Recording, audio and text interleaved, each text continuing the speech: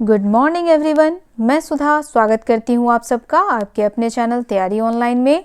आज हम डिस्कस करेंगे 11 जनवरी 2021 के मोस्ट इम्पॉर्टेंट करंट अफेयर्स को और साथ ही जानेंगे इससे रिलेटेड इम्पॉर्टेंट पॉइंट्स।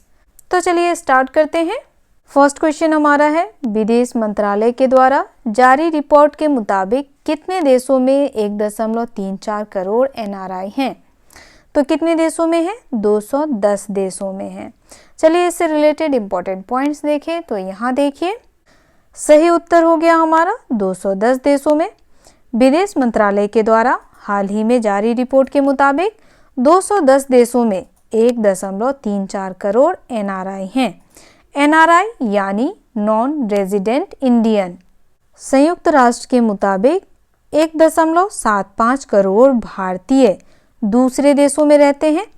किसी भी दूसरे देश के मुकाबले अप्रवासियों का यह सबसे बड़ी संख्या है। कितने भारतीय? तो 1.75 करोड़ भारतीय जो हैं वह अन्य देशों में रहते हैं। नेक्स्ट क्वेश्चन है, ब्लूमबर्ग की तरफ से जारी अरबपतियों की सूची में कौन जेफ बेजोस को पीछे छोड़कर सबसे अमीर व्यक्ति बन गए हैं? तो कौन बने हैं? जेफ बेजोस को पीछे छोड़ करके अभी सबसे अमीर व्यक्ति बने हैं एलन मस्क। जेफ बेजोस जो हैं वह कौन है? तो जेफ बेजोस अमेज़न के संस्थापक हैं, amazon.com के संस्थापक हैं। चलिए इससे रिलेटेड इंपॉर्टेंट पॉइंट्स देखें। तो यहाँ देखिए, ये हैं Elon Musk. Elon Musk Jeff Bezos को पीछे छोड़ करके सबसे अमीर व्यक्ति बन गए हैं। ब्लूमबर्ग की तरफ से जारी अरबपतियों की सूची में अमेज़न के जेफ बेजोस को पीछे छोड़कर एलन मस्क सबसे अमीर व्यक्ति बन गए हैं। उनकी नेटवर्थ 188 बिलियन US$ से अधिक है।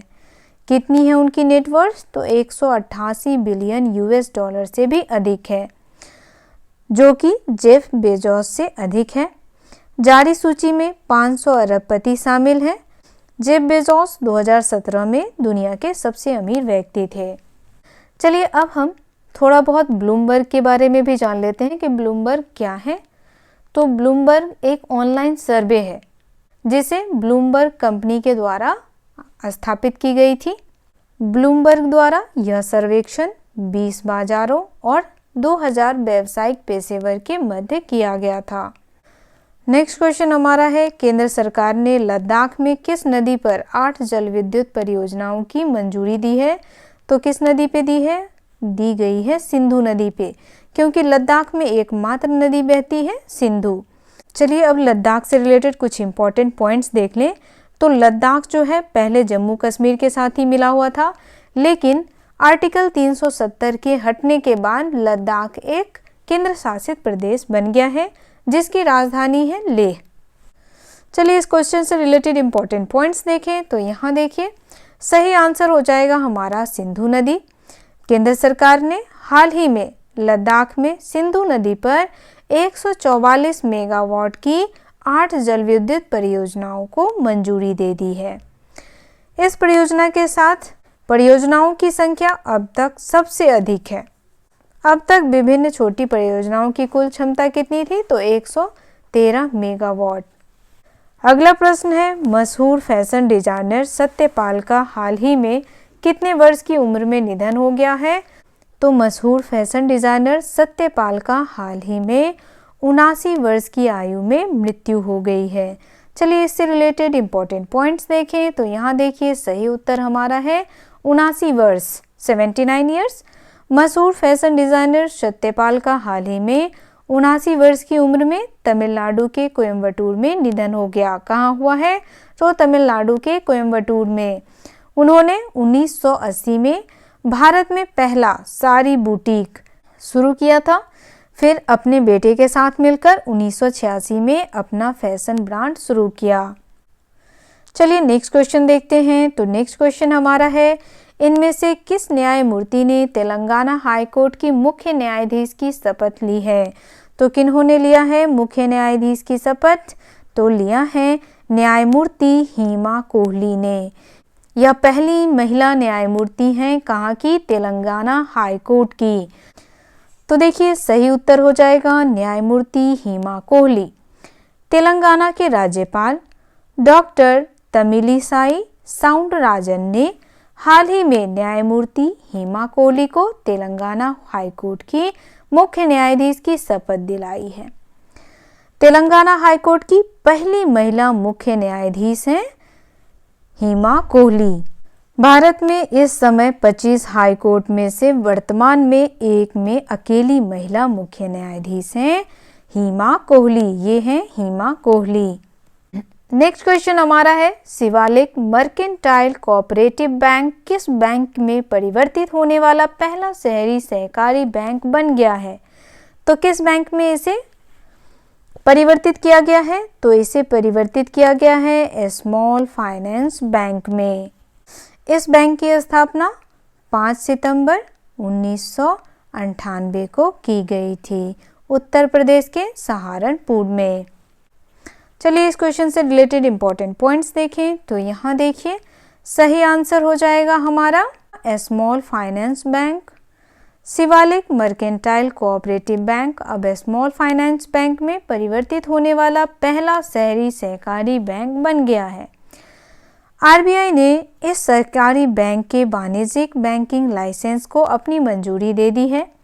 यह बैंक अप्रैल 2021 से शिवालिक लघु वित्त बैंक के नाम से अपने बैंकिंग कामकाज की शुरुआत करेगा। किस नाम से करेगा? शिवालिक लघु वित्त बैंक के नाम से। और कब से करेगा? तो यह अप्रैल 2021 से करेगा। नेक्स्ट क्वेश्चन हमारा है हाल ही में किस मंत्री ने भारत सरकार के डिजिटल कैलेंडर और डायरी को लॉन्च किया है? तो किसने किया है? तो हाल ही में श्री प्रकाश जावड़ेकर ने भारत सरकार के डिजिटल कैलेंडर और डायरी को लॉन्च किया है। चलिए इस क्वेश्चन से रिलेटेड इंपॉर्टेंट पॉइंट्स देखें। तो यहाँ देखिए सही आंसर है श्री प्रकाश जावड़ेकर। श्री प्रकाश जावड़ेकर हैं केंद्रीय सूचना और प्रसारण मंत्री।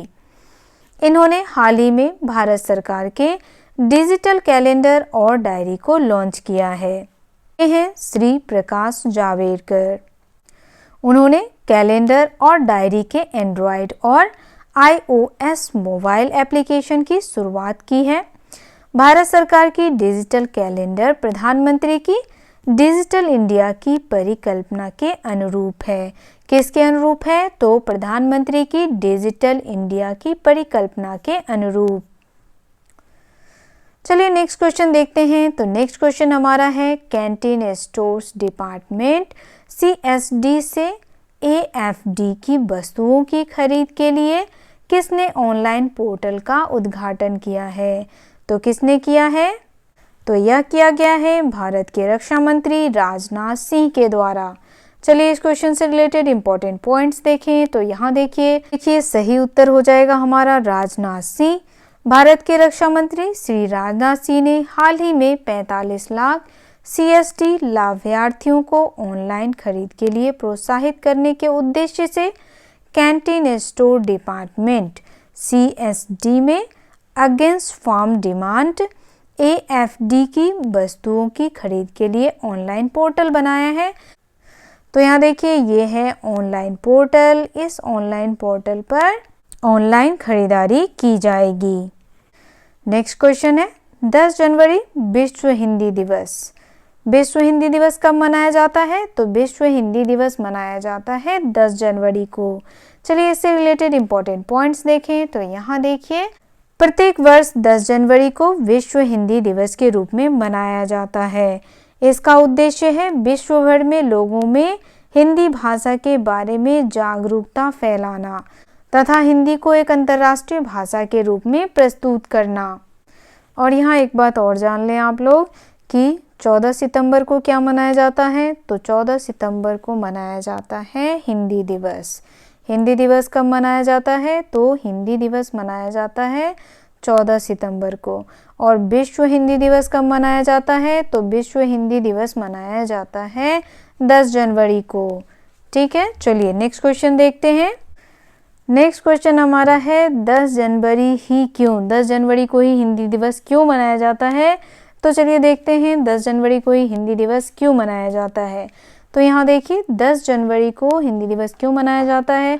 तो पहला विश्व हिंदी सम्मेलन 10 जनवरी 1975 को आयोजित किया गया था। इस सम्मेलन में कितने देशों ने भाग लिया था? तो इस सम्मेलन में 30 देशों ने भाग लिया था।